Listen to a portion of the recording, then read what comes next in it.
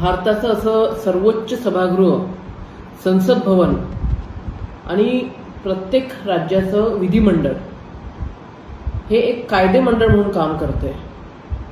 सर्वोच्च सभागृहामध्ये आपल्या देशाचे लाडके पंतप्रधान नरेंद्रभाई मोदी यांच्या प्रयत्नातून आज पहिल्यांदा ज्या आपल्या माता भगिनी आहेत त्या माता भगिनींना या कायदेमंडळामध्ये 33% आरक्षण लागू करण्यासंदर्भातलं अत्यंत महत्त्वाचं असं नारी शक्ती वंदन विधेयक येत आहे.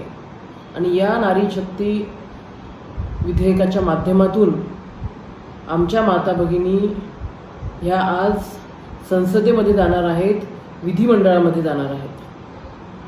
खरं तर मी सर्वप्रथम मोदीजींचे या महाराष्ट्रातील तमाम माता भगिनींच्या वतीने खूप खूप अभिनंदन करते, त्यांचे आभारसुद्धा व्यक्त करते. बरेच सरकार होऊन गेलेत, त्यांनी घोषणा दिल्यात, परंतु प्रत्यक्ष कृती मात्र झाली नाही.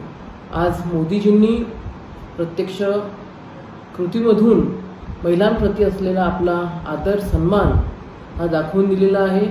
मी मोदीजींना पुन्हा एकदा मनापासून आभार व्यक्त करते आणि त्यांचे अभिनंदन सुद्धा करते.